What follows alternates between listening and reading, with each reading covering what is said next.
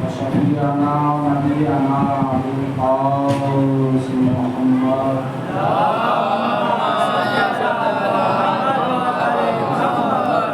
صلى الله عليه وآله الطيبين الطاهرين المعصومين.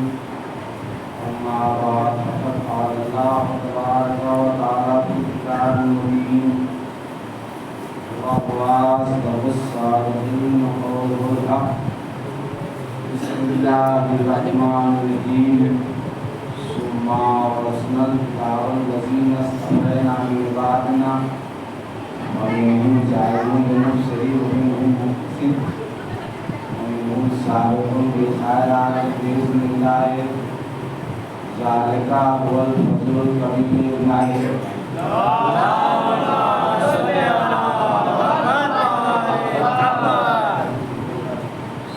مبارک ماضی کی آیت ترجمہ بھی آپ کے سامنے بتا دیا گیا ہے، کچھ بیان بھی ہوئی تھی. اس میں اللہ نے اپنے بندوں کو 3 حصوں میں بانٹا. ایک وہ لوگ جو ظلم و ستم کی آندھیوں میں بہ رہے ہیں، ایک وہ جو نیکی اور بدی کے درمیان ہے،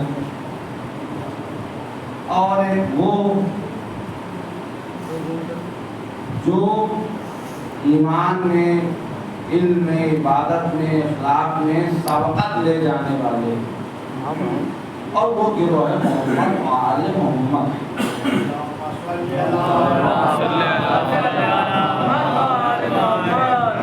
لیکن اب اللہ اپنے بندوں سے چاہتا کیا ہے، فرمائش کیا ہے، ان کے اوپر ذمہ داری کیا ہے، کی ہے، مطالبہ کس چیز کا ہو رہا ہے، اور کن کن انداز میں بتا رہا ہے کہ تم پہلے خود کو سمجھو، خود کو. جیسے مولا کائنات حضرت علی علیہ السلام نے فرمایا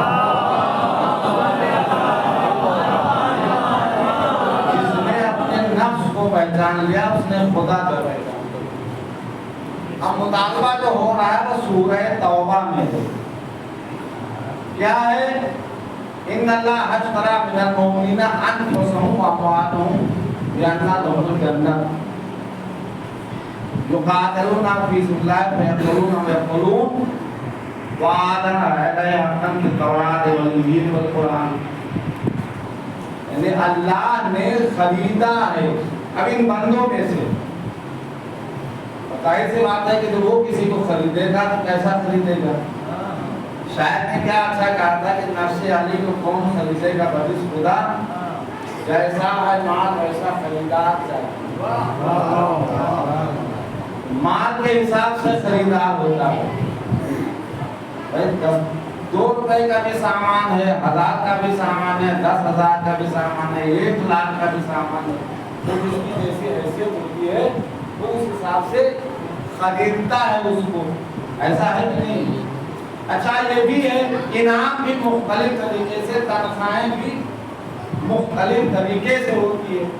چپراسی کی تنخواہ حالیہ 10,000 ہے، وکیلت کی 15,000 ہو گئی، اس سے بڑا ہے 25,000 ہو گئی، ادھیکاری ہے 30,000 ہو گیا، PCS ادھیکاری ہو گیا تو معلوم 50-60,000، IAS میں چلا گیا تو 80,000 90,000، منسٹر ہو گیا تو تنخواہ اور بڑھتی چلی گئی، پرائم منسٹر ہو گیا تو تنخواہ اس سے بھی بڑی ہو گئی، اور پریزیڈنٹ آف انڈیا بن گیا تو تنخواہ اس کی سب سے ہائی لیول پہ ہو. یعنی انعام تنخواہ جو ہے وہ عہدے کے حساب سے تنخواہ ملتا ہے. اب بندے تو سب ہیں اور سارا نفس اللہ کے کنٹرول میں ہے نہیں. اور کہتا ہے ان اللہ اشتری من المؤمنین انفسهم واموالهم بان لهم الجنہ. ہم نے مومنین کے مال اور نفس جان کو خریدا ہے، کس کے بدلے میں؟ जन्नत के वो दिन। अच्छा, इसे आगाह भी किया है मौलाए कायनात हज़रत अली सलाम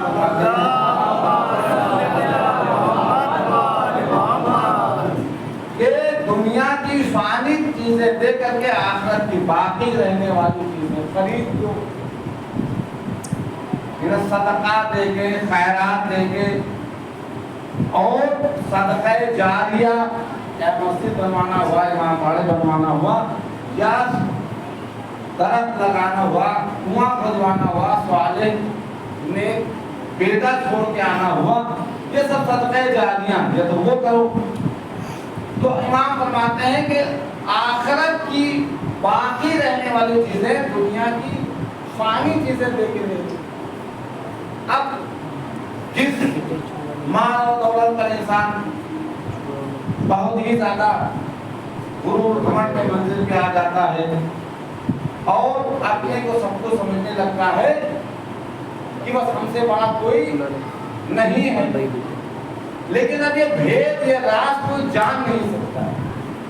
इसी को मौलाए कायनात ने नहजुल बलागा में इरशाद फरमाया कि कितने लोग ऐसे हैं जिन्हें रफ्ता रफ्ता नेमतों की बारिश करके अज़ाब का मुस्तहक बनाया जा रहा है। कितने लोग ऐसे हैं, उसे नहीं पता कि अगर इतना अंबार है दौलत का तो क्या कहता हमसे अल्लाह बहुत खुश है, और फला फकीर हो गया तो अल्लाह उससे नाराज है। ये दौलत का हासिल होना या फितरे का हासिल होना ये नाराजगी और रज़ाए परवरदिगार नहीं है, ये तो इम्तिहान है, नतीजे इम्तिहान से वाबस्ता है। अब वो एक दूसरा चैप्टर है। तो मौला फरमाते हैं कि यहाँ की बाकी चीजें लेकर के वहाँ की बाकी चीजें खरीद लो, और सबसे ज्यादा जो खरीद और फरोख्त होगा वो है नफ्स, क्योंकि इंसान की गुमराही के 3 सबब होते हैं, शहवत, गज़ब, ख्वाहिशे नफ्स, और इसमें सबसे बड़ा जो जिहाद है और सबसे मुश्किल काम है वो कंट्रोल हिमसेल्फ है। खुद को कंट्रोल करना, खुद को काबू में रखना, खुद अपने नफ्स को जब्त करना और अपने नफ्स को अपने हिसाब से चलाना बहुत मुश्किल काम होता है। नफ्स, ख्वाहिशाते नफ्स को मौलाए कायनात ने नहजुल बलागा में इरशाद फरमाया।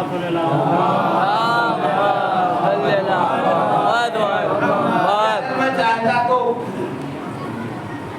गेहूं की रोटी यानी गंदम से बढ़िया रोटी खाता, रेशमी कपड़े पहनता, शहद का नाश्ता करता, लेकिन ये क्या हो सकता है कि ख्वाहिशें मुझे मगलूब कर दे और मैं ख्वाहिशों के जाल में फंस जाऊं, ये तो नहीं हो सकता है। और ये भी फरमाया कि देखो अगर अपने नफ्स को कंट्रोल करना है तो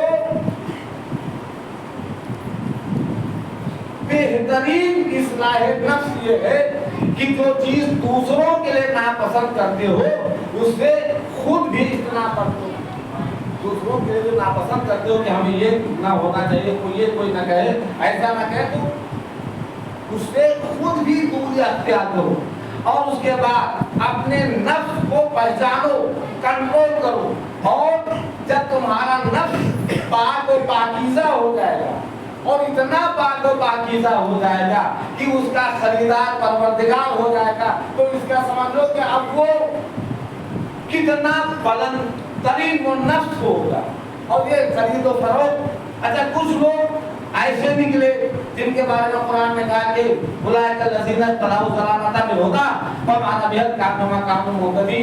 कुछ लोग ऐसे हुए जिन्होंने तिजारत की लेकिन गलत तिजारत की और बहक गए, न तिजारत ही ने फायदा पहुंचाया न हिदायत ही हासिल की। लेकिन मैं कहता हूँ कि वो अलग गिरोह होगा, लेकिन एक गिरोह का सबसे बड़ा नुमाइंदा मुझे दिखाई दिया, वो है शब हिजरत कि जब नबी ने फरमाया कि हमारे बिस्तर पे सो रहो, तो जनाब कोई आसान काम नहीं है। भाई खिंची हुई तलवारें हैं और खिंची हुई तलवारों के दरमियान लेट के सोना है।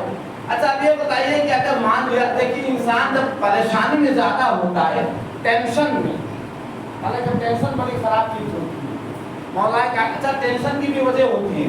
मौलाए कायनात हजरत अली अलैहिस्सलाम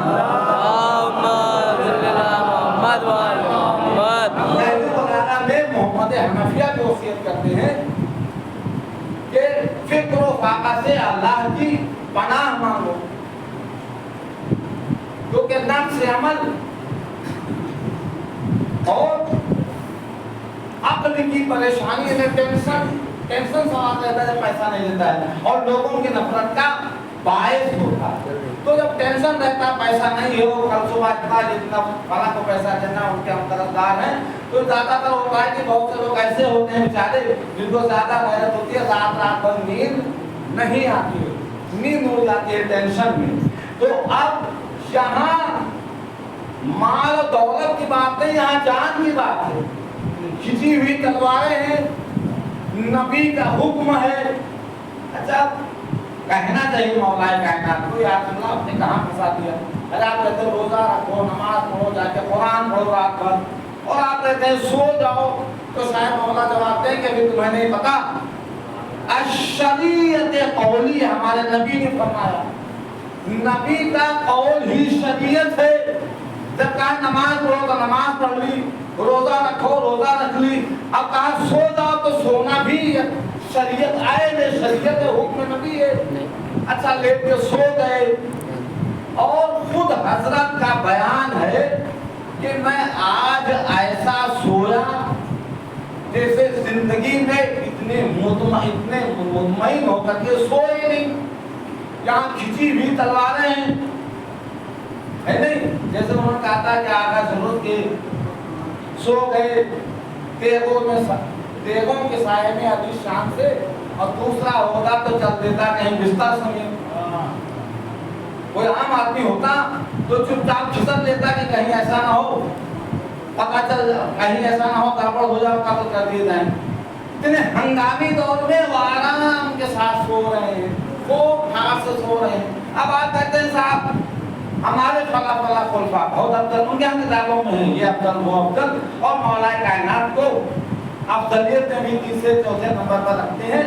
मैं कहता हूँ जरा उनकी भी खबर ले लें कि यहाँ कार में तशरीफ फरमा है, और कुरान की आयत भी नाज़िल हुई, ला तहज़न इन्नल्लाह माना, खौफ न करो अल्लाह तुम्हारे साथ में। रसूल समझा रहे हैं, हज़रत रोते जा रहे हैं।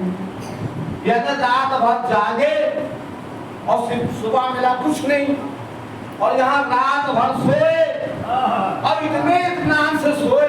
अच्छा आप सो रहे हैं, अब एक तरफ जिब्रील है, एक तरफ मीकाईल है, और रिश्तों का जुर्म है, और बड़ी जबरदस्त सिक्योरिटी लगी हुई है, बड़ी जबरदस्त सिक्योरिटी लगी हुई है।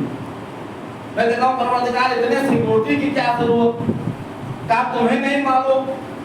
मैं खाली अली की हिफाजत नहीं कर रहा हूँ, मैं उस माल की हिफाजत कर रहा हूँ जिसके एवज में जन्नत दे रहा हूँ, अपनी रजा दे रहा हूँ। और रात भर सो के कुछ नहीं मिला, जाग के कुछ नहीं मिले, या रात भर सोए तो जब सुबह आए तो मिलन नासे में यशरी नफ्स उतका मर्जातल्लाह व लाहौल हुकुम के बाद तुमने मोहम्मद रात भर सो के सुबह जब उठे तो रज़ाए परवरदिगार लेके उठे। यही तो कहा है इसने, इमाम शाफी ने क्या कसीदा कहा है मौलाए कायनात की शान में, या अली हुब्बुकुल नार जुन्ना। अभी लोग अरबी पढ़े आप लोग जानते हैं, या अली आपकी मोहब्बत अज़ाब जहन्नम के लिए ढाल है। खलीफा मुस्तफा हक्कन, हकीकत में आप रसूल के खलीफा हैं। इमामुल इंस वल जन्ना, आप जिन्नात और इंसान सब के इमाम हैं। वह कसीमुन नार वल जन्ना, और जन्नत और जहन्नम के तक़सीम करने वाले हैं, क्योंकि जो आपकी रज़ा वो अल्लाह की रज़ा। और कुरान में अल्लाह ने कहा मा तशाऊना इल्ला यशाअल्लाह, जो आप चाहेंगे वो अल्लाह चाहेगा, जो अल्लाह चाहेगा वो आप चाहेंगे। मोहम्मद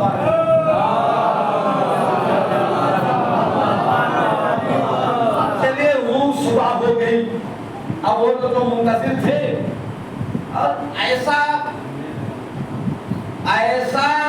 वारिस देखा ही नहीं दुनिया में। ऐसे सो रहे थे कि उन्हें पता ही नहीं चला कि अली है या नबी है। अब तो सुबह हुई तो आगे कहा कि बताओ कि नबी कहाँ है, मोहम्मद कहाँ है। तो मौला ने कहा क्या क्या तुमने हमारे हिफाजत के लिए कुछ हमारे सपोर्ट किया था। अब वो हक्के पक्के रह गए। अच्छा अब सुबह हो गई, तो अब सुबह हुई तो हुआ क्या, नबी ऐसे नहीं गए थे। नबी के पास कुफारे मक्का की तमाम अमानतें थी।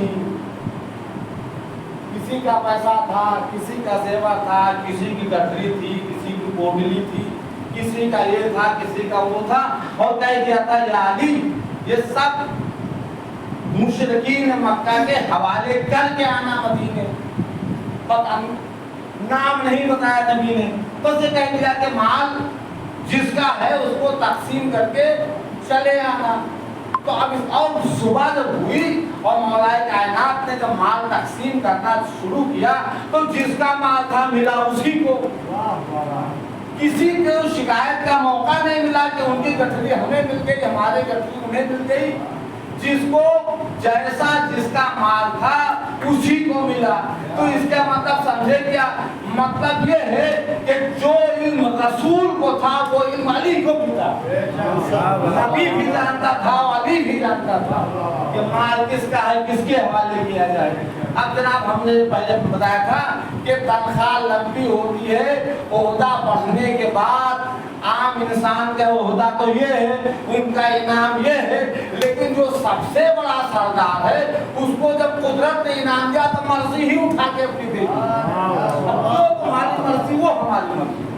अब ना कहना अब स्टेशन में आप जाइए अब कहिए कि मैं उससे टिकट नहीं लूंगा जिसकी दाढ़ी लंबी है। हालांकि अब तो हिंदू की दाढ़ी बहुत रखने लगे और दाढ़ी इतनी फैशन हो गई कि जो कम दाढ़ी वालों को गाली देते थे उन्हीं की इतनी बड़ी बड़ी दाढ़ी हो गई। तो अब ये फैशन हो गया, सब रखते हो। पहले डांटे जाते थे कि दाढ़ी नहीं रखता है जवान, अब 100% 40% रखते हैं। पहले आप ये स्टेशन पर पहुंचे, इन्होंने कहा दाढ़ी वाले साहब टिकट बांट रहे हैं। तो उनका कंपेयर जो इसे टिकट नहीं होगा, चाहे बिना टिकट चला जाऊं। अब जनाब ये बैठ गए, ट्रेन में बैठे नहीं कि कर्नेलगंज से पहले मजिस्ट्रेट चेकिंग होगी। अब जनाब मजिस्ट्रेट ने पूछा कि तुमने टिकट क्यों नहीं लिया। तो हमने अहद दिया था कि उससे टिकट नहीं लेंगे जिसकी दाढ़ी होगी। तो मजिस्ट्रेट ने कहा कहानी नहीं सुनती है, पुराना महाभारत का सुनो, टिकट है तो ठीक है, मैं फौरन जेल में भेजो। अब इन्होंने कहा हम सबसे 3 लेंगे लेकिन अहले बैत से नहीं लेंगे, इनसे नहीं लेंगे। इसीलिए तो इमाम जाफर सादिक अलैहिस्सलाम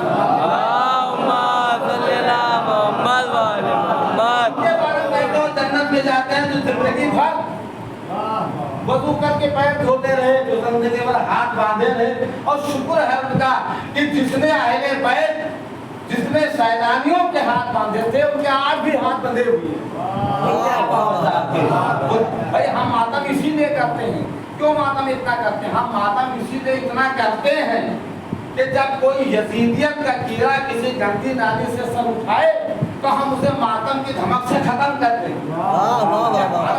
और फिर हम वो हैं कि हम डरने वाले नहीं हैं। 86 साल के बूढ़े ने पानी पिला दिया बड़ी बड़ी सुपर ताकतों को, अल्लाह के ऊपर एतमाद और अल्लाह के भरोसे के ऊपर सारी दुनिया के मुसलमानों को सबक दे छोड़ ऐसे भरोसा किया जाता है अल्लाह के ऊपर। इसकी 2 मिसाल आपके सामने पेश कर दूं। इतनी बड़ी मस्जिद के लिए कुछ नहीं कर पाए, खाली शोर मचा के रह गए बड़े बड़े मुल्ला। मुझे वो जमाना याद आया कि जब अबरहा आया था खाने काबा को गिराने के लिए और जनाब अब्दुल मुत्तलिब को तलब किया था और आप पहुंचे और एहतराम के साथ बिठाला और आपने अपने ऊँटों के बारे में सवाल कर लिया कि तुम्हारे लश्कर हमारे इतने ऊँट लेके चले गए हैं। तो उसने हैरत से कहा कि आपकी अजमत से तो हम ठर्रा गए थे। हैरत की बात है कि आप ऊँटों के बारे में तो सवाल करते हैं, उसके बारे में सवाल नहीं करते जिससे आपकी खानदानी इज्जत वापस आए उस घर के लिए। वो कोई पागल था तो बादशाह, लेकिन दिमाग नहीं था। जनाब अब्दुल मुत्तलिब ने इशारा कर दिया अब उनको तो मैं मालूम, कोई और मालूम। और अब काबे की जंजीर पकड़ के कहा परवरदिगार हर शख्स अपने घर की हिफाजत करता है, तू भी अपने घर की हिफाजत कर। बस इतना कहना था कि अलम तरा कैफा फ़अल रब्बुका बि अस्हाबिल फील अलम यजअलहु कैदहुम फी तज़लील व अरसल अलैहिम तैरन अबाबिल तरमीहिम बिहिजारतिन मिन सिजील। यानी इस तरह से पामाल किया कि परमाणु बम भी गिराया जाए तो इतना असर नहीं पड़ेगा जितनी उस कंगरी में असर था कि चबाए हुए भूसे की तरह पामाल कर दिया। ये एतमाद और भरोसा था जनाब अब्दुल मुत्तलिब को अल्लाह की ज़ात पर। एक बार जब ईमान मुकम्मल होता है तो एतकाद की यही मंजिल आती है। मैं कहता हूँ जनाब इब्राहिम यहाँ भी खौफ का मतलब है कि मौला का है, मौलाए कायनात इतने इमरान के साथ सो रहे हैं, वहाँ भी जनाब इब्राहिम के लिए कम खौफ का मौका नहीं था। साल भर लकड़ियाँ जमा होती रही और उसमें जब आग लगाई गई तो आग के शोले आसमान छूने लगे, लेकिन अल्लाह ने इत्मीनान परवरदिगार कि जनाब इब्राहिम के पाए से बात में लफ्ज़िश नहीं आई। अच्छा एक वाक़या मुझे नजर आया, वो आपके सुना दो जो कसर उसमें हयातुल कुलूब में लिखा हुआ है। हयातुल कुलूब, अच्छा हम ये जो अज़ादारी करते हैं और ये जो हम या हुसैन करते हैं और आप भी कहते हैं कि हम भी मुसलमान हैं, हम भी मानते हैं, ले इजहार नहीं है आपके लिए, हम क्यों इतना इजहार करते हैं? मसला क्या है? मसला ये है कि हक और बातिल की पहचान है। ये फर्श अज़ा, ये मजलिस अज़ा जो भी आपने सुना था जाफर साहब से कि मजलिस अज़ा की क्या कीमत है, फर्श अज़ा क्या चीज़ होती है, ये फर्श अज़ा है क्या, इसमें कौन सा चैप्टर पढ़ाया जाता है, यहाँ हमारे एतमाद, भरोसा, इल्म और परवरदिगार के ऊपर भरोसा, ईमान की ज़ात और सिफ़ात का जो बयान होता है, क्यों होता है, इसका मकसद क्या है? सुनिए, जब जिब्रील चले तब हलचल मची है मलाइका में, परवरदिगार तू ये ज़मीन पर एक है जो तेरी हमद व सना करता है, अगर कहीं इसके ऊपर आँच आ गया तो क्या होगा? कहा अच्छा ठीक है, जाओ मदद देना चाहते मदद आए है कोई हाजत, तो ये तो नहीं कहा कि हाजत नहीं है, इसलिए कि हाजत से बरी सी बंदा कहा है, लेकिन उसी से। अच्छा जिब्रील जब वहां से चले आ रहे थे तो जिब्रील ने देखा कि एक मेंढक है अपने मुंह में पानी भर करके नमरूद की आग पर डालने जा रहा है। तो जिब्रील ने हैरत से पूछा कि एक मेंढक ये बता कि तुम्हारे मुंह में कितना पानी आएगा कि तुम नमरूद की आग को बुझा देगा? तो उसने कहा यही नहीं समझ पाएगा, हुआ क्या? कहा ठीक है जिब्रील, ये सच है कि हमारे मुंह में इतना पानी नहीं आएगा कि मैं नमरूद की आग को बुझा दूंगा, लेकिन मैं अल्लाह से बताना चाहता हूँ कि मेरा ताल्लुक इब्राहिम से है, नमरूद से नहीं है। मेरा ताल्लुक हक से है, बातिल से नहीं है। मैं कहता हूँ यही तो है कि फर्श अज़ा बिछा के अल्लाह को बताना चाहते हैं, ये परवरदिगार तो गवाह है ना कि हमारा ताल्लुक हुसैन से, यजीद से नहीं है।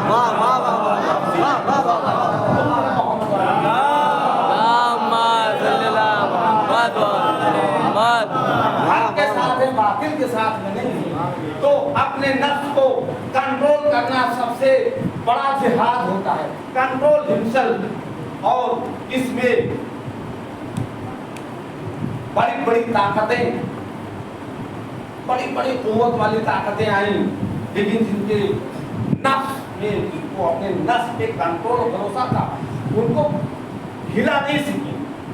यदि नफ्स का कंट्रोल पाकीज़े नफ्स की मिसाल देखिए, जंग खंदक है और अजीब खलीफा राशिदीन ने कहा जिनकी आप तारीफ कर रहे थे, जो कल 45 दिन जालम लेके भाग रहे थे, उन्हीं की बात है कि जंग खंदक डिटेल नहीं पढ़ेंगे, लेट हो जाएगा तो 5-7 मिनट में और मसाइल करना है आपके सामने। एक झलक है उसके बराबर मसाइल।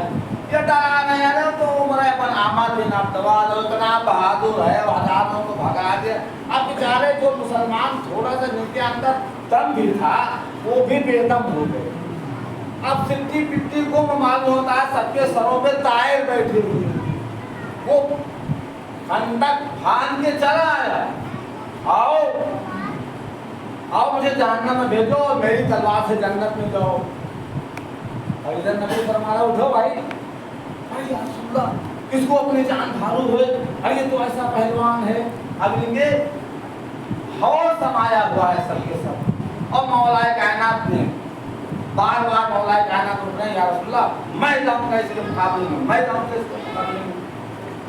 तो नबी ने कहा नहीं, खैर उठोगा हमारे नबी, ना मैं जाऊंगा जरूर। अब आए तो देखा कि वो घोड़े को सवार था। उसने पूछा तुम कौन हो? मौला ने अपना तारुफ कहा, मैं तुमसे जंग नहीं करूंगा, अरे तुम तो खानदान अबू तालिब के हो। मौला ने कहा लेकिन मैं तुमसे जंग करूंगा। उससे मैं आपको बुरा हो गया।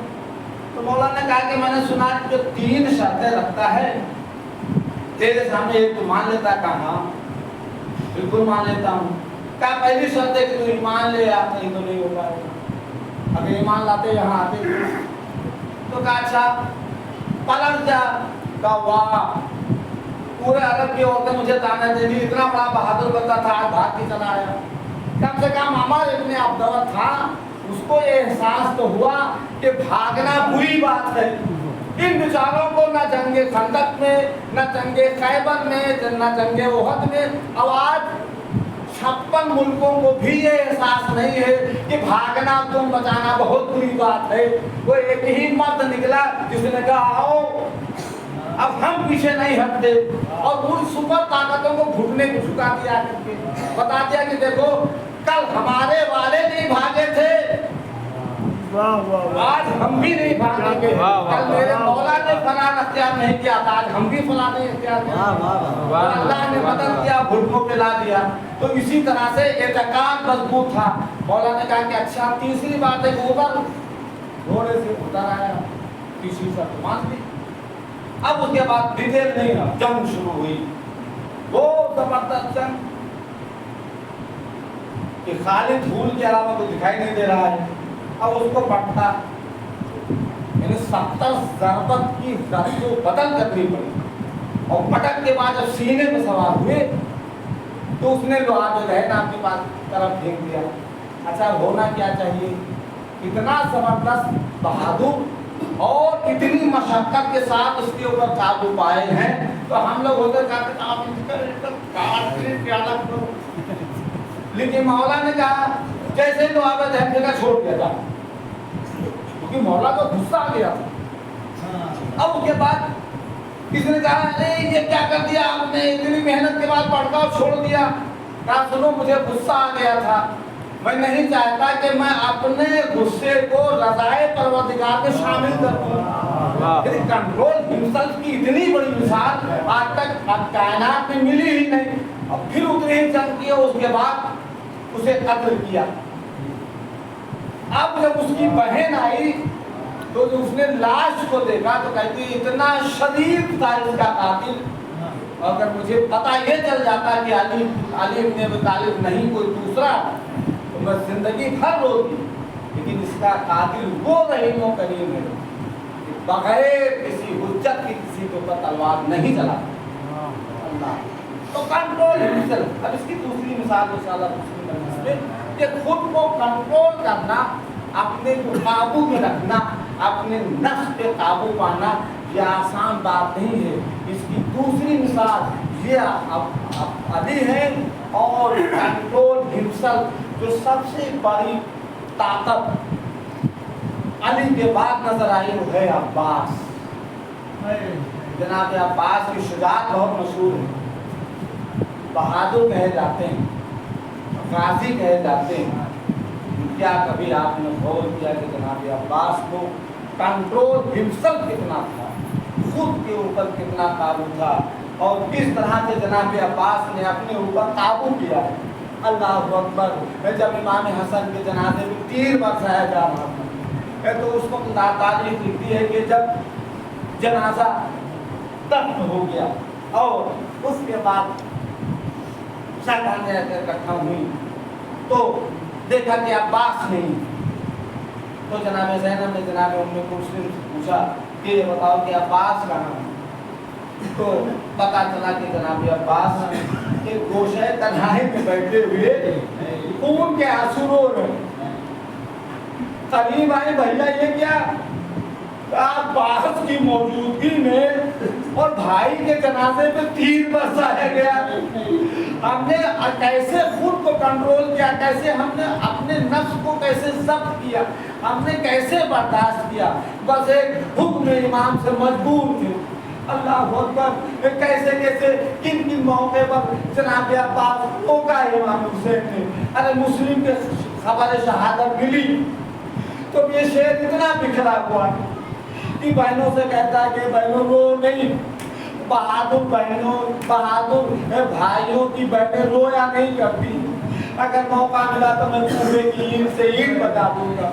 اللہ اکبر، یعنی کہ آپ جب دوسری محرم کو قافلہ پہنچا ہے کربلا میں اور اس کے بعد جب قیام نصب کر دیے گئے تو اب دشمنوں کی فوج آنی شروع ہوئی اور یہ ہوا کہ قیام ہٹا دیے گئے یہاں سے۔ جناب عباس کے لیے کم آسان بات نہیں ہے۔ ایک بار پہلے جناب اکبر سے گفتگو ہو رہی کہ جناب عباس کی نگاہ پڑ گئی، دوڑ کے آئے ہیں، بھتیجے کے سر پہ ہاتھ رکھا، بیٹا کیا بات ہے؟ کہا چچا جان نے کہہ رہے قیام یہاں سے ہٹا دیے جائے۔ بس اتنا سننا تھا کہ جناب عباس نے تلوار نکالی اور ایک خط کھینچ دیا کہ اگر اس کے اندر کوئی آیا تو اس کے جسم میں سر نہیں رہے گا۔ اللہ اکبر، اب تیسری بات بکھرا ہوا شعر، اب عباس کو روکے تو کیسے امام حسین روکے؟ کلمہ حسن کے جنازے میں تیر برسایا جا رہا تھا، امام حسین نے روکا۔ وہ خبر مسلم کی خبر شہادت کو سن کر شعر جب بکھر گیا تو حسین نے کس انداز سے روکا، لیکن اب آئے زینب کے پاس تو بہن غضب ہو گیا، کہا بھیا کیا ہوا؟ کہ عباس کو غیظ آ گیا، اور بہن کیسے ہم عباس کو سمجھائیں، کس انداز سے سمجھائیں اور کیسے عباس کو روکے؟ اب حسین کی ہمت نہیں پڑ رہی ہے کہ عباس کو قریب بلا کے عباس کو روکے۔ اب جناب زینب کا سہارا لینے کے لیے گئے، اے بہن اب عباس کو تم روک سکتی ہو، حسین کے بس کی بات نہیں ہے۔ بس ایک بار جناب زینب نے کہا جا کے عباس کو بلا کے لے کے آؤ۔ جناب عباس آئے ہیں اور سر جھکائے بھی۔ ایک بار سانیہ زینب فرماتی ہے، اے عباس مجھے پانی عزیز نہیں ہے، تمہاری جوانی عزیز ہے۔ اے عباس اپنی جوانی پر رحم کرو، اے بھیا مجھے پانی عزیز نہیں ہے۔